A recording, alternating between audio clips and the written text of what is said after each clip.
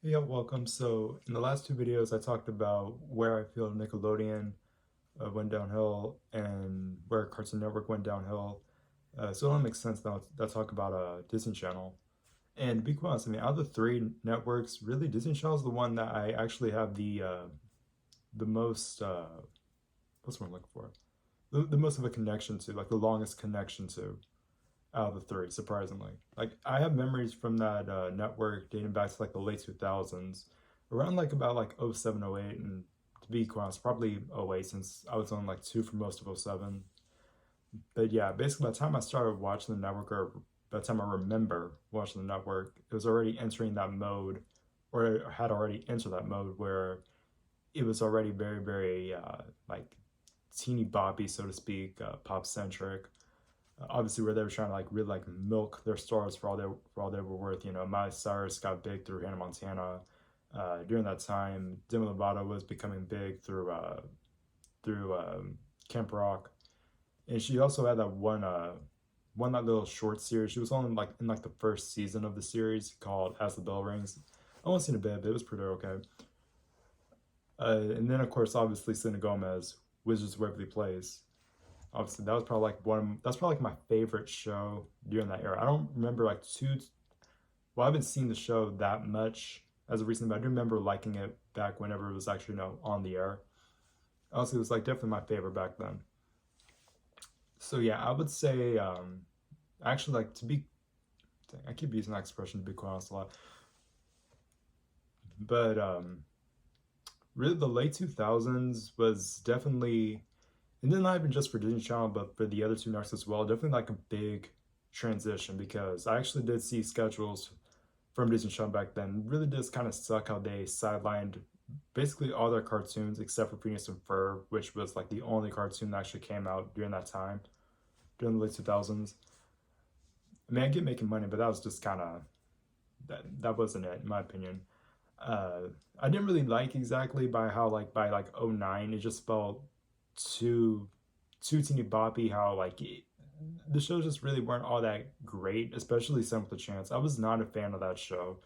I mean, I really only watched it for Demi Lovato, and that's basically just about it. Like that first season of that show was pretty. It was pretty terrible. Like I remember watching the show a couple years ago, or just finding some episodes, and I would say it wasn't always as bad as I thought it was, but yeah, I definitely see why I didn't like that show back then. I think the second season was kind of a bit better than the first, but yeah, overall, I was not really a fan. Hannah Montana was kind of, it was so and so. Like when they came out, everybody always talks about how, oh, this was the start of like the downhill of the network, and I can see where people are coming from. It's just kind of like in '07 really was when it became super teeny boppy compared to '06, but I can see where people are coming from. So definitely, at least throughout like the mid 2000s was like the best of Disney Channel, but then it just started kind of like dwindling just a bit. It didn't get like outright bad, even though I wasn't really a fan of like 2009, 2010. Definitely like the nostalgic era for me is the early 2010s, but obviously I can see why people didn't like that era, because even if I'm being truthful, many of those shows didn't exactly age well, especially Ant Farm. Like Ant Farm, if you remove China and McClain, that show was not very good. It really wasn't. Like the show was like next level dumbed down and stupid, and trying to appeal to like basically like the lowest common denominator kids that's interested in like silly humor, fart jokes, etc. Basically, kind of doing what Nickelodeon does. If you ask me, Ant Farm's kind of like a rip off of Victorious. I mean, they both kind of have the same premise, with like a whole girl going over to a performing arts school. Even though this version was Ant Farm was like gifted and talented, but still it was performing arts. Basically, it's like basically the same premise. It's kind of a rip off. I did kind of like Ant Farm, but like I wouldn't exactly recommend watching it if you've never seen it before. As for Shake It Up was, it was okay-ish. I remember by the time it was in its third season, I really fell off the show. I don't remember watching that much of its second season while I was on the air. But when it started out, I mean, it was pretty okay. I mean, I watched some of the show of like a couple years ago, and I will admit, I mean, it didn't exactly age well, but at least it did kind of have its own. it did at least have its own identity. At least like stuck out in comparison like other shows. It did kind of have its own thing, which I at least will give that show credit for. Whether I feel like you really should give that show credit for that, regardless of how much you like it or dislike it. In my opinion, Austin Alley and Jesse were obviously like the big shows that came out during the early 2010s. Well, aside from Good Luck Charlie, but Good Luck Charlie was kind of, even though many people regard it as like the best one, the best live action show from that era, it was more or less like okay. I didn't really care for it. It just kind of felt a bit boring. But my bad, not Ant Farm. Austin Alley and Jesse were definitely like the two standout shows that everyone who is basically my age who watches Disney Channel remembers. Especially Jesse, because that show got like a bunch of crossovers. I mean, they crossed over with Marvel, they crossed over with Austin Alley, Good Luck Charlie, uh, Liv and Maddie. I think they even had like a crossover episode. It's kind of as a Casey Undercover episode with the Casey Undercover cast. So that only shows how big the show was. I mean, that show, I imagine, must have brought in pretty big ratings. And yeah, it's definitely like one of the standout shows of that era, 100%. Austin Alley too, another show didn't get nearly as many crossovers. Yeah, it is what it is. I mean, I enjoy the show. What other shows? Oh yeah, in the early 2010s, one strength was that they were definitely bringing back some cartoons. Like they had Fish Hooks, which was pretty alright. I mean, I enjoyed that show. They had Wonder Over Yonder, which was also pretty decent. Gravity Falls was probably like the standout cartoon of the time that everyone always regards as like super peak, so to say. And then afterwards, it was like 2014 whenever they did the whole rebrand. Yeah, yeah, in my opinion, they shouldn't have done that because I mean it was already good the way that was. I mean, like they kind of rebranded in 2010, but at least they still actually had the original logo just in a box. They really should have just kept it like that. And I think they also like kind of removed all the cartoons during that time for a while. Like I remember in 2016, there were literally like no cartoons at all on the network. And honestly, by that point, like the network was, for me, it was out of low. Like there was next to nothing that I myself was really interested in watching. Even though I thought Stuck in the Middle was pretty okay, that show didn't really suck me in. Like nothing from the network during that time really sucked me in.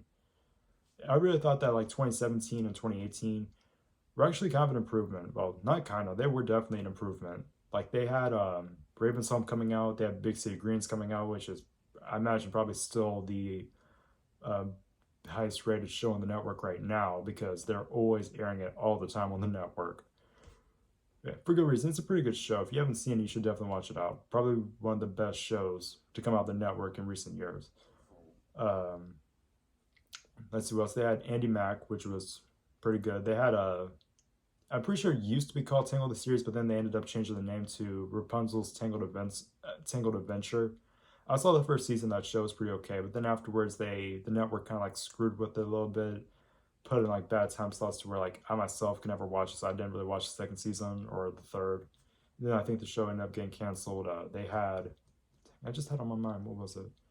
Um, oh yeah, the DuckTales reboot. Definitely, if you haven't seen the DuckTales reboot, at least watch the first season. The first season was really good. After that, I'm pretty sure most of I'm pretty sure most reruns went over to Disney XD instead of Disney Channel, so I couldn't really keep up with the show because I didn't have Disney XD. Then they had Amphibia, which was it was alright. I've seen a couple episodes of the show, and it was pretty okay. And after that, I mean, I kind of outgrew Disney Channel and all the other networks by that point, so I never saw like the Owl House or much of many other stuff that's come out since then. Like I know nowadays everybody talks about the show called Bluey, which is pretty alright. It definitely seems like it's gonna appeal to a lot more people than just like a small little kids audience, even though it looks like a show primarily for little kids. Nowadays they have the Ghosts and Molly McGee, whatever the show that is. I've seen like an episode or two of it. I mean, it's iffy. I mean, watch the show and make of it what you will, because the art style is kind of addictive, sort of. It's sort of appealing, but at the same time kind of drab because they use like a lot of like dark colors. But it's all right. It doesn't really like stand out in my opinion, but it's okay. Then they have that show Kif, which is okay. And I know they also have this one show, Hamster and Gretel, but I mean, I know that show has the same animation as Phineas and Ferb, but I haven't really seen much of that show either, so I can't really comment on it. I think nowadays Disney Channel really should stick with its animation since that seems to be their strong point. Their live action shows, I mean, I don't know, I just don't care for them. They're all like kind of like the same. I mean, I don't even get what's the point of producing live action comedies in 2023 by this point, since like it feels like for many of them the budget has just gone down. It just looks like painfully obvious that there's a whole bunch of sets and the whole laugh tracks just feel like they kind of like throw the tone off, in my opinion. But yeah. So basically, whenever it comes to like Prime, definitely at least 2005 and before. Like at least I'd say that's like the whole like peak classic era that everyone would always go back to. Definitely 2005 before, uh, because obviously that's the Raven. You had Kim Possible, and just many other shows that definitely created like a classic feeling before the network got super, teen obsessed. '06 seems like it was pretty okay. I mean, they still had good shows in '06, so it wasn't like it instantly just went down the gutter just like that. It was still pretty good. Kind of like tanks a bit more towards late 2000s, and even depending on how old you are, you'll probably say the early 2010s was even worse, or maybe like the most of the 2010s was pretty bad. But then I feel like for a while in the late 2010s, not bad, it started improving, and now it's kind of just like so and so. Even though I kind of just keep up with the network periodically at times, it's right now it's pretty okay. I mean, it is what it is. You just have to watch and like make of it what you will. But really, I mean, that's all I gotta say. I mean, feel free to offer your comments, perspectives, opinions, whatever. Be sure to like, comment, subscribe, and I will see you in the next video.